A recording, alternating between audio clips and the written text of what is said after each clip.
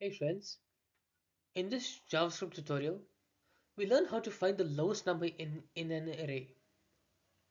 This is useful for checking minimum scores, prices, or smallest measurements.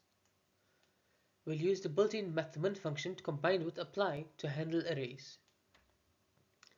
Let's dive into the logic.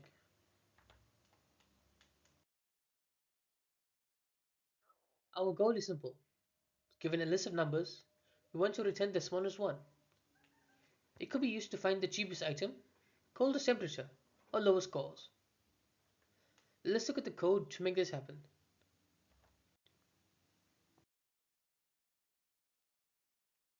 We define a function min that takes an array as input. We first verify that the input is a proper array using string call. Then we apply the array to math.min using apply to spread the elements. This returns the smallest number in the list.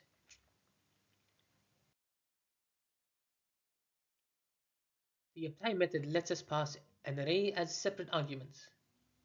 That means math.min apply null and the array of 12, 34, 56, 1 becomes math.min 12, 34, 56, 1. It's clean and works on any numeric array. Let's look at some examples. Here we see two sample inputs. In the first one is clearly the smallest. In the second one, even though 0 is present, negative 56 is the lowest. Let's explore how this is useful in real-world projects. Knowing the minimum value in a dataset is incredibly helpful. From tracking your spending to displaying reports, we'll use this often. Let's wrap it up with a quick summary.